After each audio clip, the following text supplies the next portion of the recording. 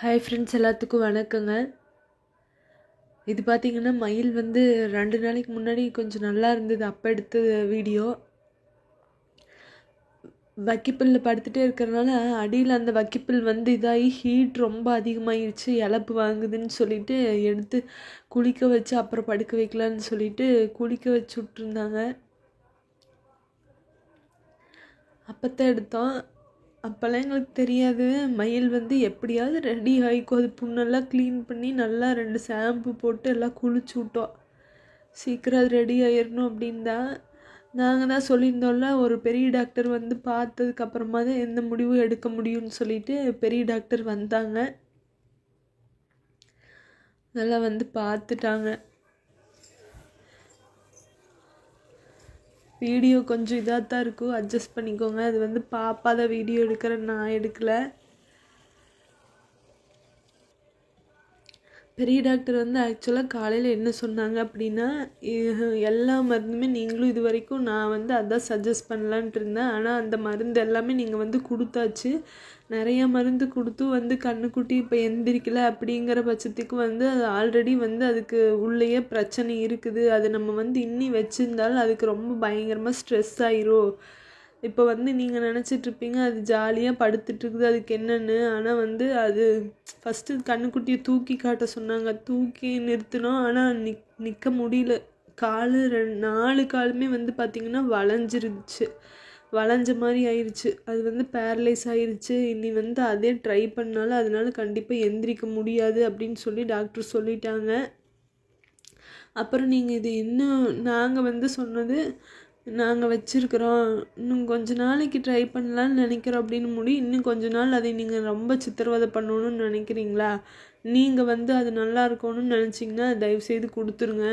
ஏன்னா இப்போ நம்ம மனுஷங்களுக்கு எப்படி அது ரொம்ப டிப்ரெஷன் அந்தளவுக்கு கொண்டு போகுமோ அது மாதிரி அதுகளுக்கும் ஸ்ட்ரெஸ் அதிகமாக இருக்கும். இப்படி படுத்துகிட்டே இருக்கிறப்போ ஹீட்டு நீங்கள் எங்கே படுக்க வச்சிங்கனாலும், அடியில் என்ன துணி போட்டு படுக்க வச்சிங்கனாலும் அது கிடக்கிறப்ப அந்த புண்ணும் இதாகும், வலிக்கும், உடம்பெல்லாம் எரியும். அப்படியே அந்த ஹீட்டுக்கு அது ரொம்ப ஸ்ட்ரெஸ் அதிகமாகும். அதுக்கு ஸ்ட்ரெஸ் ஆகிறப்பவே ஒரு சுரப்பி சுரக்கும்.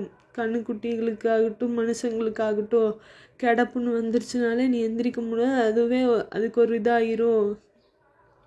சளியும் வேறு அதிகமாக இருக்குங்கிறீங்க. ஆனால் அந்த சளி அதிகமாச்சுன்னா அதுக்கு தலையெல்லாம் பூரா வலிக்கும். தலை டாக்டர் தூக்கி பார்க்குறப்ப தலையும் தூக்கவே மாட்டேன்டுச்சு.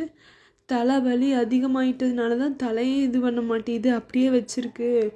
நாளாக அது ரொம்ப கொடூரமான சித்திரவதை அனுபவிக்கிறதுக்கு நீங்கள் தயவுசெய்து இப்போவே கொடுத்துருங்க. ஏன்னா உள்ளே ஒவ்வொன்றா பாதிக்க அதனால் எதுவுமே பண்ண முடியாது. இப்போ பால் குடிக்கிறதும் கம்மி ஆயிடுச்சு.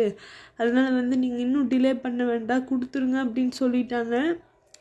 ஆனால் டாக்டர் காலையிலேருந்து நான் இப்போ வரைக்கும் என்னால் ஏன் முடியலன்னு நீங்கள் நினைக்கலாம்.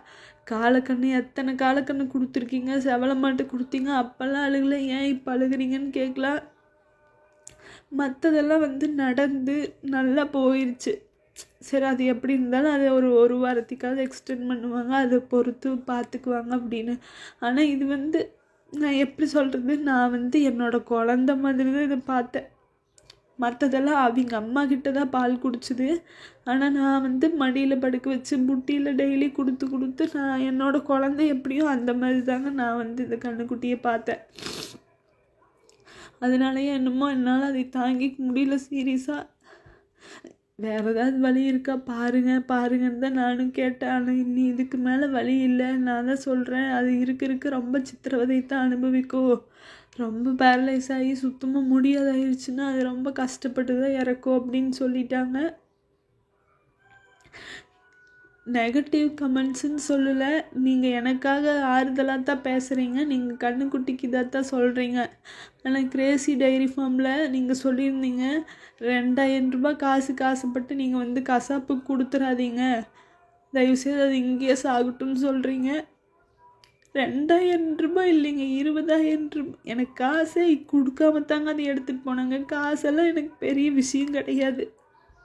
அது என்னோடய குழந்த மாதிரின்னு சொல்கிற காசெல்லாம் எனக்கு எந்த ஒரு பெரிய விஷயமே கிடையாது. ஆக்சுவலாக காசுக்காக நம்ம எதையும் பண்ணல.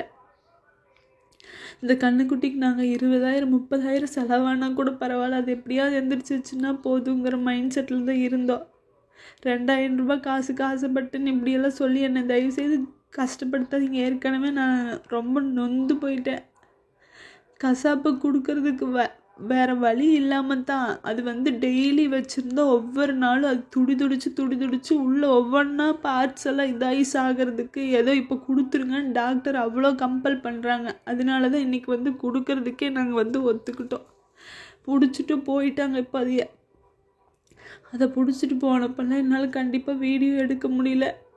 அந்த மன தைரியத்துலேயும் நான் இல்லை. அது என்னை பார்த்த பார்வை என்னால் மறக்கவே முடியாதுங்க. இது பிளட்டு கிடையாது, கீழே சாக்கு போட்டிருக்கிறதோட சாயம், பிளட்டுன்னு நினச்சிடாதீங்க.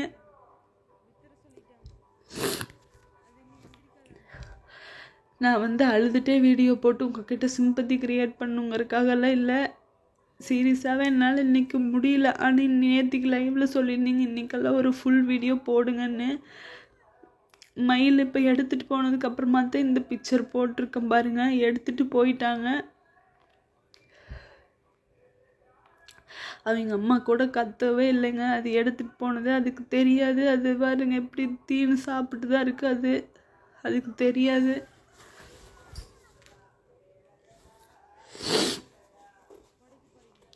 வச்சுருந்து அதை கஷ்டப்படுத்தி ரொம்ப துன்புறுத்தி இது பண்ணுறதுக்கு அது இப்போ கொடுத்துட்டது நல்லதுன்னு எங்கள் வீட்டுக்காரரும் நானும் சேர்ந்து தான் முடிவெடுத்து அதை கொடுத்துட்டோம்.